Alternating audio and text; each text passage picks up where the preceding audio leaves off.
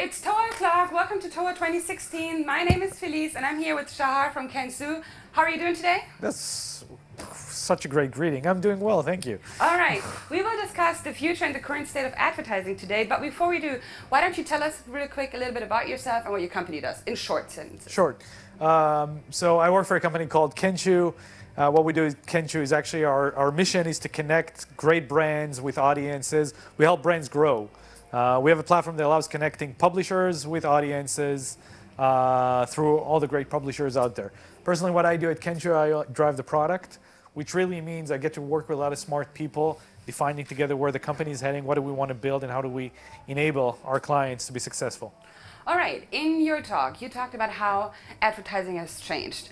You also had a very interesting, or funny actually, movie at the back where it had Tina Turner, the older people that are watching this, Tina Turner in the Pepsi advertising. That was super fun, and you also said it was fun to watch advertising back then, while it's very annoying today. Me, myself, I always found advertising boring and annoying. Why do you think it was different in the past? Why was it interesting for you? So, you know, growing up as a teenager, of course, perspectives change, right? So when I was a teenager, I probably had a different mind than I am now in my early 40s. But I do remember watching advertising as a teenager on MTV. The creativity, the music, the pace really got us engaged. It was really part of who we were and who we wanted to be. And over the years, with the evolution of internet, I kind of expected that the amount of data that now measures how users respond to advertising will improve over time. But what happened really in the first decade of 2000 to 2015 pretty much, we started getting ad to be just, you know, placements and more irrelevant ads that didn't really talk to me. And so it felt like we moved away from there. It feels now like it's coming back again, now moving from cookies to audiences, as Facebook calls it. Now it feels like, again, someone is looking at me as a person and not as me as an IP address. Well, though, I mean, we do collect all this big data, so an advertisement can pretty much say this is a 13-year-old female, this is a 45-year-old male. But back in the days, a TV viewer was a TV viewer, just like today. Still, you found that was more personalized on yourself and your interests.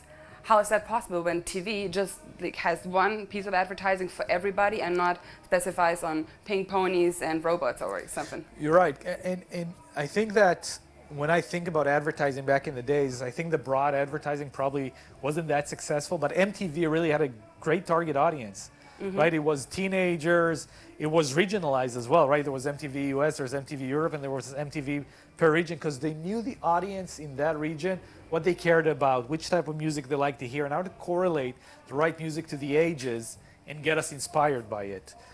Yeah, but we still have that kind of stuff. We still have fashion magazines. You can pretty much assume that it's probably more likely, I would say, females. If you have a Vogue, you will have different advertising and different target groups than on more teenager fashion things.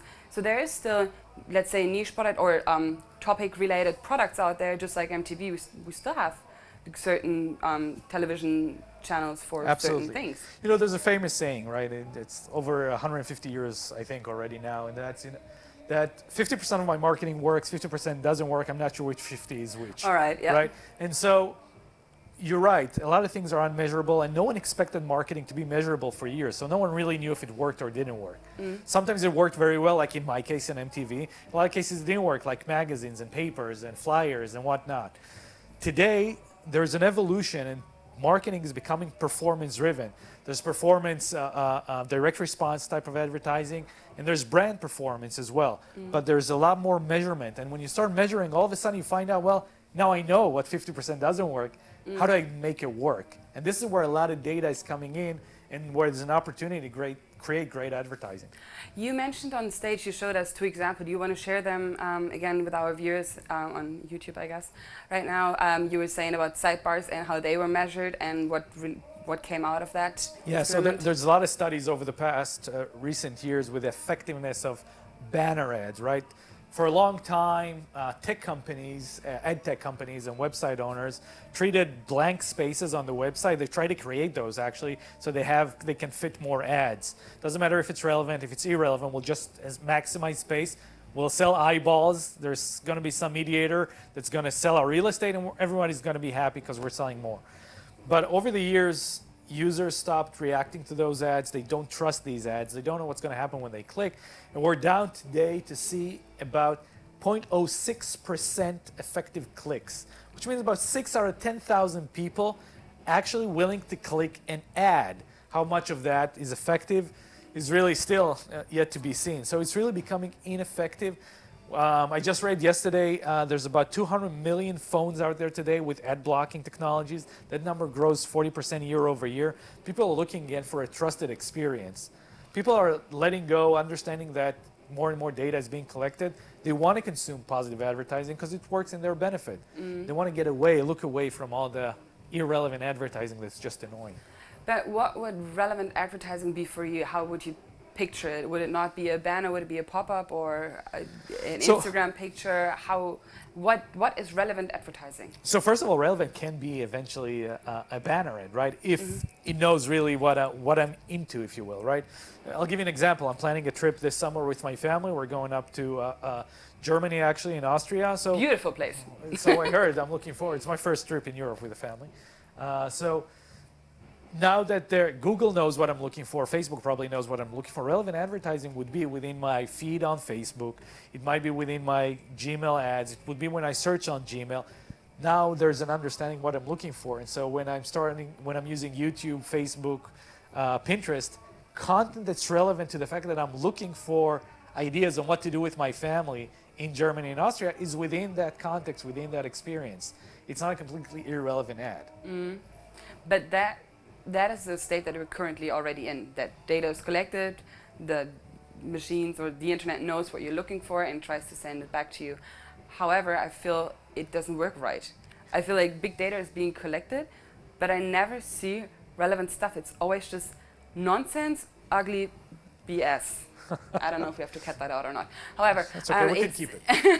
However, it's no, but like, you're right. How come they don't get it done? I personally, I love advertising. Yep. I even like paper advertising. Just sitting down, going through the magazines or like paper advertising, love it.